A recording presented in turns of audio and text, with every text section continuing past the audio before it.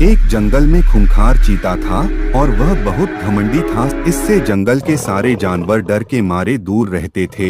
एक दिन वह जंगल की सैर करने के लिए निकल पड़ा और उसे एक गाय दिखाई देती है और वह उसके पास जाकर बोलता है, बताओ मैं कौन हूँ और हमसे जंगल के सारे जानवर डर के मारे दूर भाग जाते हैं। हाँ जी, आप इस जंगल के राजा हो, इसलिए जंगल के जानवर आपके डर से दूर भागते हैं। और वह अपनी प्रशंसा सुनकर बहुत खुश होता है और आगे की ओर चल देता है। और थोड़ी दूर पर उसे एक खूंखार भालू मिलता है। वह येलो कलर का होता है और वह उसके पास जाकर पूछने लगता है, बताओ मैं कौन हूँ? तुम एक नन्हे से छोटे से कीड़े हो और मैं इस जंगल का सबसे ताकतवर जानवर हूँ।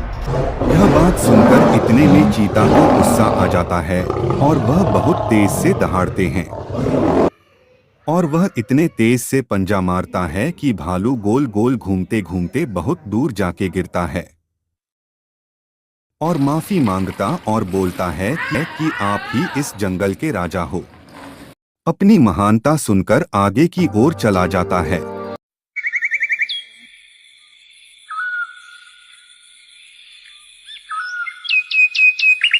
और घूमते घूमते थक जाता है और एक पेड़ के नीचे आराम करने लगता है।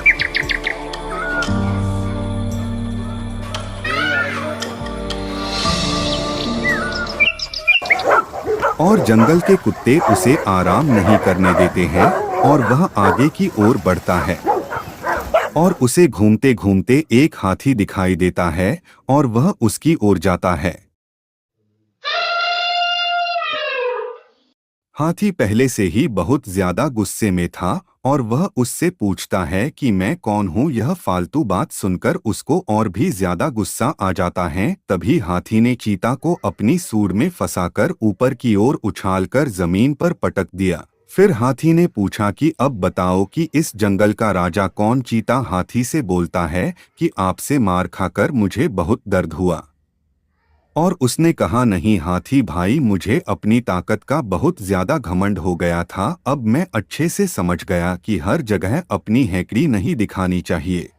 इस कहानी से हमें यह शिक्षा मिलती है कि हमें हर जगह अपनी ताकत का घमंड नहीं दिखाना चाहिए।